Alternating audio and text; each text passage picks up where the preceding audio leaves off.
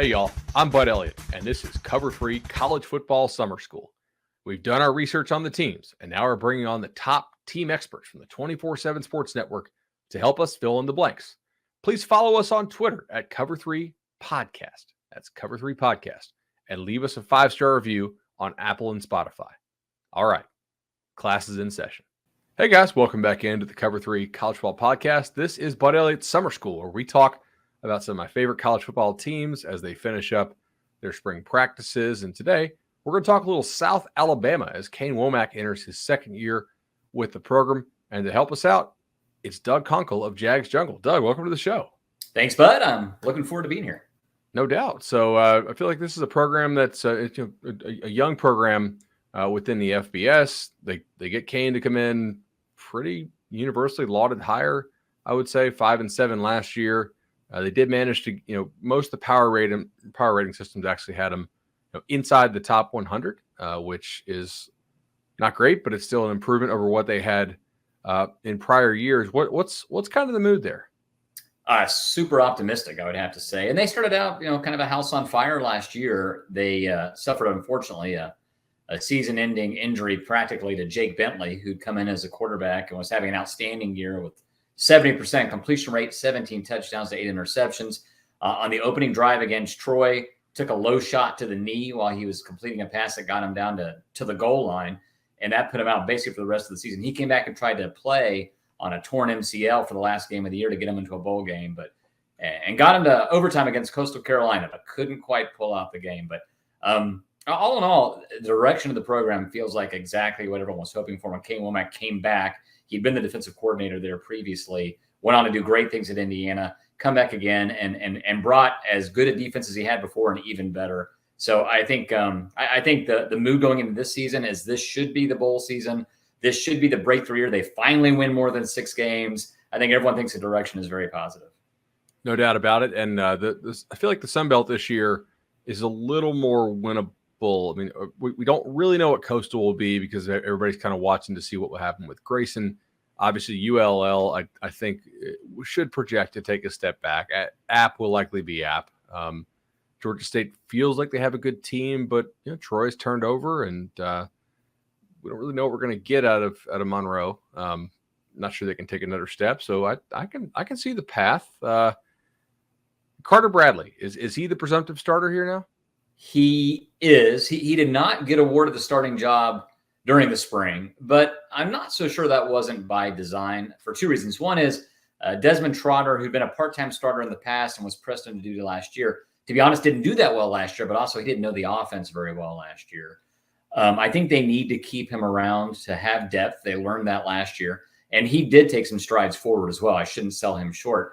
And also, I think in case you wanted to bring another quarterback over the summer, you want to make sure that isn't a job they look at and say that's already locked up. But I will tell you this, Carter Bradley has very much impressed everybody. He's the son of Gus Bradley, former Jacksonville Jaguars head coach, current defensive coordinator for the Oakland Raiders. The guy knows football, and everybody that's seen him this spring raves about his arm talent. They said it is an elite arm. It's an NFL arm, and they think under offensive coordinator Major Applewhite, they can settle him down and make him into the kind of starter they need to have to win those games I talked about. And Applewhite was there last year, correct? He was. Yeah, that was his first year as right. well. And, the offense took a step forward. They started scoring. They went from 19.5 or so points per game to about 24.5, which is a nice step forward. Of course, they want to do much, much better. And I will tell you this, I was guaranteed today by a member of the South Alabama staff that the offense will be much improved despite the loss of Jalen Tolbert, who's probably going to go on the second day of the draft coming up in about a week. That's actually where I was going to go with this next. I have always liked Carter Bradley. I feel like I need him to do something, otherwise my eval on him is going to turn out to to be wrong. But I always thought he could play. Like, he wasn't a stud recruit, but he was pretty good, and I thought he was a nice get for Toledo because if I recall, he was actually injured his senior season. He was hurt, and so he didn't get to show out like we thought he might show out following the Elite 11 that he participated in that summer before his senior year. But Jalen Tolbert's no joke. And South Alabama knew he was no joke, and they threw him 135 passes last year, and he caught 82 for 1474 and 8 touchdowns. Right. Double coverage rate over 50%. So that is a lot to replace. And it also affects the offense when I'm going to assume here they don't have somebody else that has to be double covered at pretty much all times, right? Probably not. And now there is Jalen Wayne, who caught 53 passes last year. And Jalen Wayne is the nephew of Reggie Wayne, by the way. So another familial connection of football. And he's a very good player. He is a physical specimen and he can run. But he's not the guy who knocks the top off the defense like Jalen Tolbert. They have a kid named Colin Lacey, who was a freshman last year, caught, I think, 41 passes. So there was a lot of guys who caught a lot of passes, but nobody with that kind of explosiveness. But I do think, in general, the receiving core is going to be even better because of those two guys I mentioned. Alan Daly is a transfer from Kentucky who's a starter there.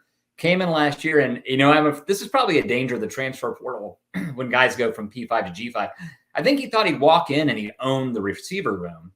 And he realized, I think, after he was there for a little while, like, these guys are really good, and I'm not the best guy in this room. And he quit the team last year after just a game or two. He came back now for the spring. He's actually had a great spring, so I expect him to take a step forward. And then DJ Thomas, Demarcus Thomas, transferred him from Ole Miss. He's a local kid from Mobile. He's been very impressive, too. I think they're going to be more explosive at tight end. I think they're going to have more quality receivers across the board, and that's going to help make up for the loss of Tolbert. But more important than all that is the running game has to improve. They averaged 3 yards a carry last year. They brought in LaDainian Webb, who Florida State fans might remember was pretty impressive in his 8 games or so he was there. He came in from junior college where he led the nation in rushing. Explosive, compact guy. They think he can do a lot. And the offensive line was not good last year, but I think they're bringing in some pieces now. Dante Lucas, another Florida State guy, came in for the spring. And him plus some other additions they're hoping to make pretty soon are probably going to help make a difference and make the offense more improved in that regard too. Yeah, I really like that. South Al has 7 of their top 8 offensive linemen back by snap count. I mean, if even if they weren't improving the talent around it, those guys are still more experienced than they were. They're adding a couple transfers. LaDainian Webb can play. Like, if he's got his mind right, he can play. There's no doubt about it. Like that's a Power 5 level back if he can just kind of stay straight ahead for 12 games. Dante Lucas, I think I'm interested to see what they get out of him. I always got along with Dante as far as interviewing and whatnot, and I hope he can do well there. Defensively, though, this team was pretty damn good, and it should be nice and stout up front again. I mean, basically everybody comes back, right? Unless I'm missing somebody who transferred out. No, even more interesting than everybody coming back is there are 2 players who didn't play last year that had started the year before that both missed for injury. That's Maurice Strong, an interior defensive lineman, and Jamie Sheriff, a defensive end. And Sheriff coming back now is probably their best individual pass rusher. They did pretty good in pass rush last year. They had about 32 sacks. A lot of that was schematic, though. And when you're getting sacks in that way, you're robbing Peter to pay Paul. And therefore, there were some more vulnerabilities in the defense. But they think they have the guys to win some one-on-one matchups up front, so they can actually do an even better job in coverage. So I think they're looking forward to that front 4 being a big piece, and the linebacker crew bringing back just about everybody. Added James Miller from Indiana, where he played for Canaan Womack. He owned the spring. He was probably the best player, honestly, in the whole team for the spring. So they got even stronger to strong areas. So that front 7, like you just said, going to be probably one of the best in the G5. It's going to be that good. How worried are you, if you are worried, about the secondary? Last year, passing explosiveness, if the defense had an Achilles heel, it was probably that. I mean, I felt like they could have been better in rushing success rate, like did a decent job of not allowing explosive runs, but on a down-and-down basis, you could run on them some. But passing explosiveness was really sort of the issue that stood out to me in interviewing the defense. They lose a lot in the secondary, it looks like. What are you looking like there, Doug? Right. First, I'll say real quick about the run defense. You're right. They're really good in havoc plays. So a lot of times they could get you down for a 2-yard loss and make you have to work for that second and 12. But there were some times you could be run on pretty easily. But Darrell Luter's a cornerback who's returning. He's going to be the next guy drafted off this defense. He was, according to Pro Football Focus, one of the best defensive backs in the nation last year. Actually had more passes defensed and intercepted than completions against him for the year. I mean, he's a lockdown dude. So he's helpful. Keith Gallman is a safety who's been an all-conference guy. He's coming back for his final year, a 5th season of playing. So they've got some pieces back there. Yam Banks is at their Husky, kind of a rover position. Another returning guy, young player who was really good last year. But they are definitely going to need some more guys at safety and corner. They brought in 2 Ole Miss transfers, Jamar Richardson, who had been a corner got moved to receiver at Ole Miss, coming back and going back to corner again. Looked pretty good in the spring. A guy named Jaden Jackson is going to play some safety for him. And they've got a couple pieces internally, but they probably are a little thin back there. That is, like you said, the Achilles heel of the defense. I think it's still pretty good, but it could probably get a little better still. No doubt about it. So looking at South Al here, if I were to tell you they were favored in 6 games, does that seem fair? Yeah, that seems fair. I mean, they've got a lot to prove. Sure. I know that they have a lot of potential, and I really feel confident this is a really good coaching staff.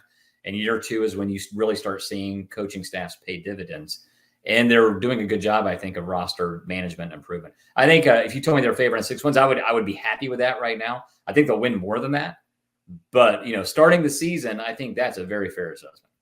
Doug Konkel, JagsJungle, really appreciate the time on the Cover 3 podcast. We'll have to have you on again come fall, talk a little South Al. I really look forward to it. Thanks a lot, bud. All right, that's the bell.